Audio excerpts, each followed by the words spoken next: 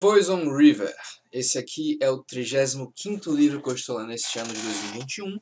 E com a finalização dele, eu li um total de 14.752 páginas esse ano, na minha busca por terminar em dezembro, tendo lido pelo menos 36.500 páginas, ou seja, uma média de 100 páginas por dia. É meu projeto pessoal deste ano. Esse aqui é um livro ambientado no universo de Legend of the Five Rings, que é um universo de fantasia medieval, mas não um universo de fantasia medieval do estilo europeu. Na verdade, ele se passa num reino, num mundo fantástico, onde existe o Império de Rokugan, que é inspirado em culturas orientais, e principalmente o Japão. É um império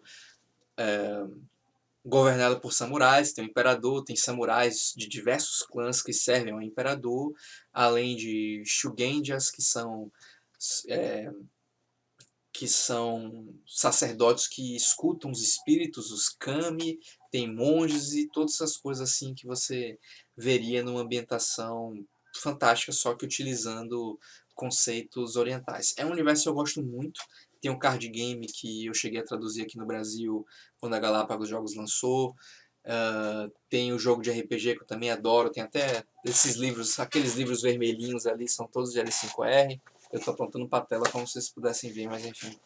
E então, tem uma série de contos que são lançados gratuitamente online. E agora, ano passado, começou a lançar esses livros, que são romances mesmo, ambientados nesse universo. Eu já falei sobre um aqui, que foi o Curse of Honor, gostei bastante. Esse aqui é o segundo que eu estou lendo, eu já tenho 4, esse aqui foi o segundo.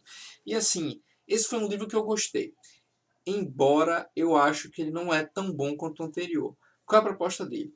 Nós temos aqui o protagonista Daidoji Shin e sua guarda-costas, sua Yojimbo, como chama, que significa literalmente guarda-costas, Kazami, Daidoji Kazami. Os dois são da família Daidoji, na verdade ela é de uma família vassala dos Daidoji, embora também acabe usando esse sobrenome quando está fora das terras do clã deles. E os dois pertencem ao clã Garça, que é um dos 7 clãs maiores de Rokugan, os 7 grandes clãs. E o clã Garça é muito conhecido por ser apreciador das artes, da etiqueta, como é da etiqueta, da diplomacia, da arte de conversar na corte. Então eles são muito refinados, muito assim, pegam aquela parte da ideia dos cortesãos do Japão, do Império, do período Heian. E eles são considerados alguns dos maiores cortesãos, um clã que é sempre conhecido como tendo os maiores cortesãos do Império de Rokugan. E na verdade, a criadora deles foi quem praticamente criou toda a cultura samurai, toda a etiqueta samurai e as regras de como se portar na corte.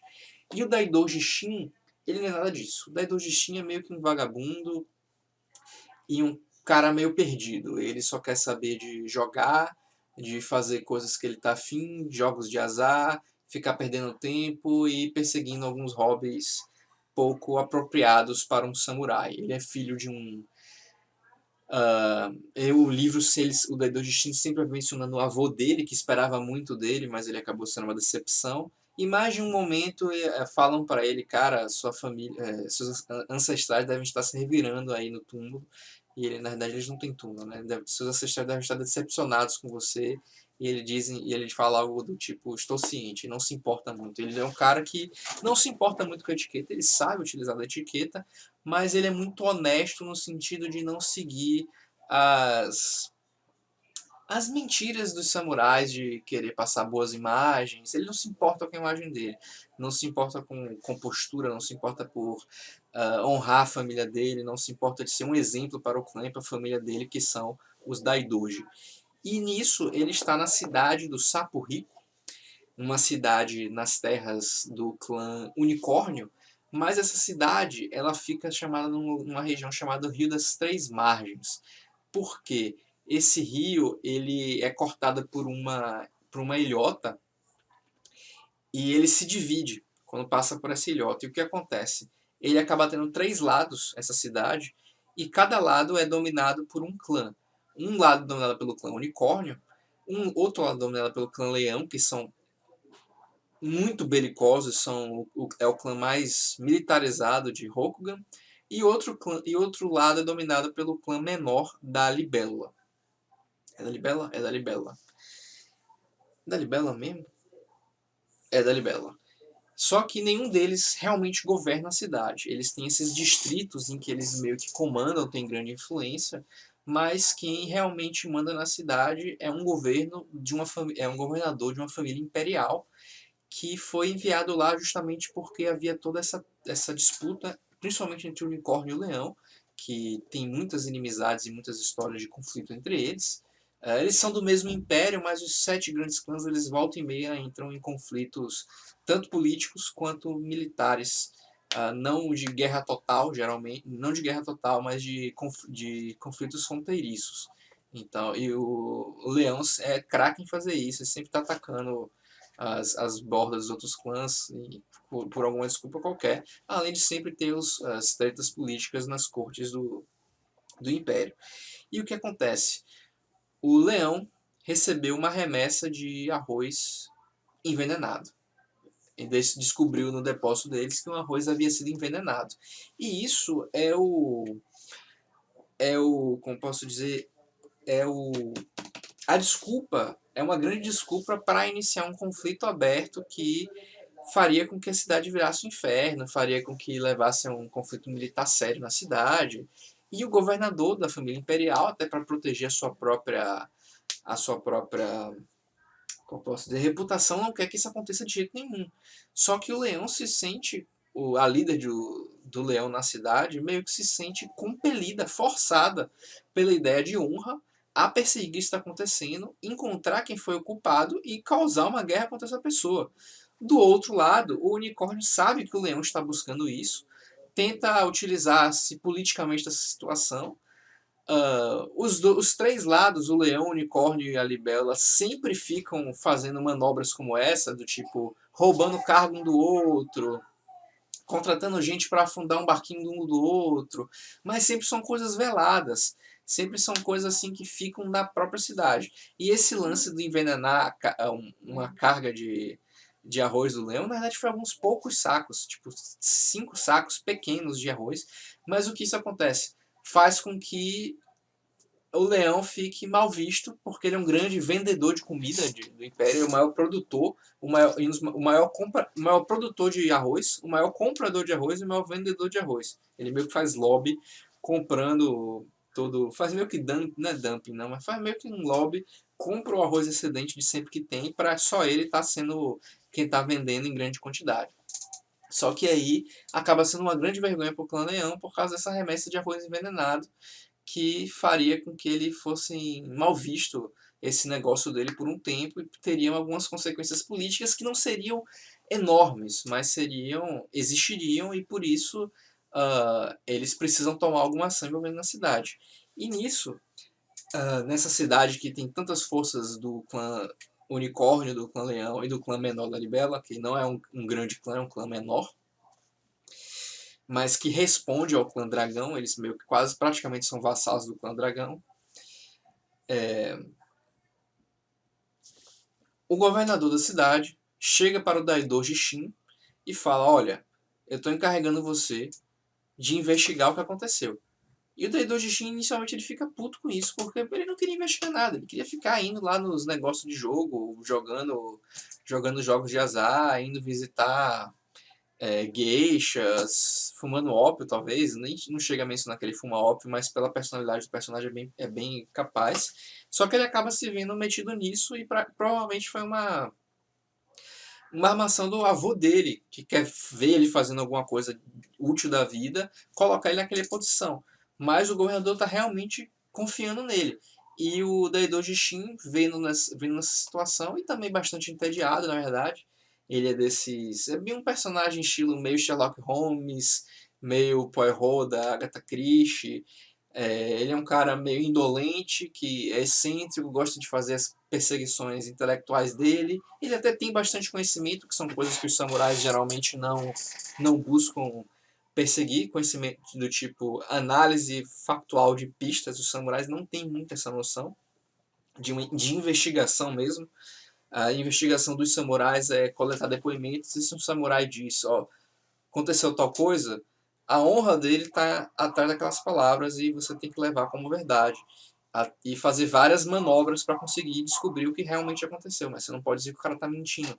E não se investiga, faz análise assim do tipo, essas pegadas aqui no chão, esses rastros de não sei o que veneno será que aconteceu aqui? Bem esse, o tipo de investigação que o Sherlock Holmes fazia não se faz no Império de Rokugan. Não é assim que samurais entendem o sistema legal. Tirando uma família do clã dragão, que tem fama de ser excêntrica, que desenvolveu um método de investigação chamado método Kitsuki, e que é em homenagem ao fundador deles, e que o Daidoji Shin acabou aprendendo porque ele estava afim, achou curioso. E ele utiliza esse negócio para começar uma investigação e descobrir o que está acontecendo na cidade. Eu gostei do personagem do Daidoji Shin, ele é bem o estilo de detetive que a gente vê aí inspirado em Sherlock Holmes, mas completamente adaptado para Rokugan, ficou bem feito. A personalidade dele, o lugar dele dentro do mundo de Legend of the Five Rings, que às vezes é abreviado para L5R, eu posso acabar falando abreviado aqui, eu acho que ficou muito legal. E a dinâmica dele com a guarda-costas dele, a Daidoji Kazami, é muito boa, porque Kazami detesta ele, completamente um vagabundo, mas é o dever dela estar ali, porque o senhor dela é o avô do Dedo Shin, e o avô do Dedo Shin falou, olha, você vai ter que ser o guarda-costas dele. E ela, puta merda, tô sendo punida? Qual é? Por que eu tô aqui com esse cara? E ela é muito certa, muito... tem uma noção de honra de um jeito que o Dedo Shin nem chega perto de ter, tem uma noção de dever também que o Dedo Shin não chega a ter. E a relação entre esses dois fica um estilo de como se fosse buddy cop movie, que fica bem interessante. O Dadoji Shin é o cara do intelecto, ele até sabe usar a espada, mas a Kazami é realmente uma Bushi, que é uma... Ela foi treinada como guerreira. Bushi é guerreiro em japonês. Ela foi treinada como guerreira e tá lá para proteger ele, e ela sabe usar a espada dela. E tem alguns momentos bem divertidos, bem interessantes envolvendo essa dinâmica dos dois, como por exemplo, ele foi emboscado por um grupo de apostadores em uma casa de apostas lá, bem fuleira, toda suja, que ele foi pego roubando. Na verdade, todo mundo estava roubando, mas o pessoal estava roubando e acusou ele de estar roubando porque queriam roubar ele de outra forma. E aí ele sai correndo, o pessoal vai atrás dele, ele chega até Kazami, aí ele fala, Kazami, mate dois deles para ensinar uma lição. Aí ela, não. Aí ela, então mate todos eles. Aí ela, também não, esse é problema seu. Aí você não tem que me obedecer? Ela, não, você não me ensinou, seu senhor é seu avô, e enquanto você não tiver em perigo real de vida, não vou fazer nada, não vou seguir suas ordens. E, mas ela acaba tendo que matar alguns dos caras, porque eles insistem em atacar os dois e tentam atacar ela também. São os bandidos normais, então acaba muito rápido. E até disso surge um coadjuvante bem interessante, que é um dos bandidos que o Dead Doji Shin acaba recrutando para servir de ajudante dele. Então, assim, é um livro que eu achei divertido. Ele é legal, os personagens dele são legais, a ambientação é legal. Eu gosto muito da ambientação de L5R, então sou suspeito por falar isso. Mas o uso da cidade do Sapo Rico é bem legal. Só que a trama de mistério em si, de investigação em si, eu não achei tão boa assim. Chega até o final e fica parecendo que faltou algo, que o mistério não era tão misterioso assim, que você não é surpreendido, não fica achando nada sobre o que aconteceu.